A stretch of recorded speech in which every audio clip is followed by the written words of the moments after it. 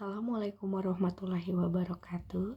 Saya Syamalia Nuriasya dengan NIM 2109548. Di sini saya akan mempresentasikan atau menjelaskan bab 9, yaitu tentang teknik self talk dalam aktivitas olahraga.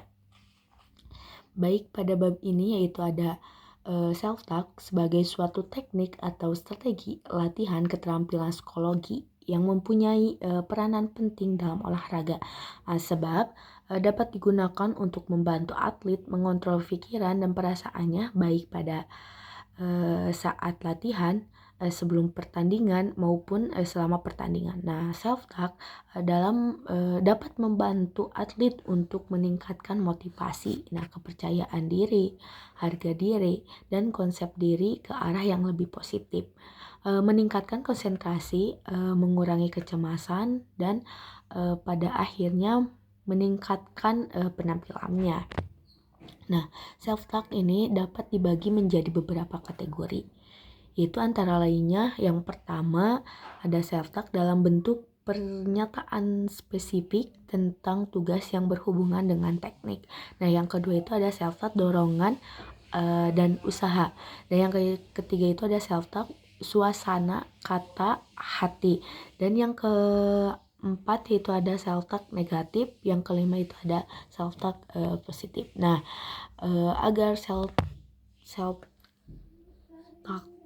pada diri atlet ini menjadi efektif, kegunaannya yaitu ada beberapa tips yang harus dipertimbangkan, yaitu ada self talk harus singkat dan sederhana, hubungkan dengan pikiran, hubungkan pikiran dengan keterampilan atau tugas gerak yang harus dilakukan. Nah, waktu self talk dilakukan harus sesuai dengan peragaan tugas gerak yang sedang dilakukan, dan dilakukan self talk yang positif dan dihindari self talk yang negatif gitu. Dan self talk ini juga dapat digunakan untuk berbagai tujuan loh, yaitu antara lainnya yang pertama yaitu membangun dan mengembangkan efikasi diri, dan yang kedua itu ada penguasaan keterampilan gerak, dan yang ketiga itu ada menciptakan dan mengubah suasana hati, yang keempat ada meningkatkan usaha, yang kelima yaitu ada meningkatkan perhatian serta konsentrasi. Nah, di sini juga ada hubungan antara self talk dengan penampilan dapat dijelaskan dengan melihat kualitas fungsinya ya, yang dimana self talk itu memiliki dua fungsi pokok, yaitu fungsi kognitif dan motivasional.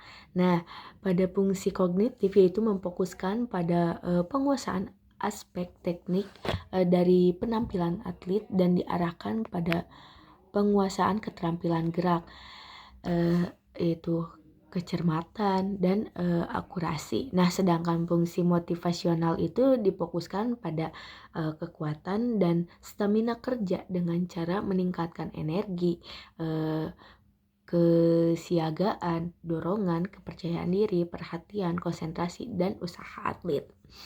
Nah, di sini juga ada mekanisme lain yang bisa menjelaskan hubungan antara self talk dengan penampilan olahraga itu adalah melalui interpretasi motivasional dengan self talk yang dilakukan. Nah, salah satu aspek penting dari interpretasi individu tentang self talk yang dilakukan adalah isi self talk itu sendiri, apakah dianggap akan motivasi atau sebaliknya menurunkan motivasi itu. Mungkin dicukupkan yang bisa saya jelaskan pada bab 9 ini.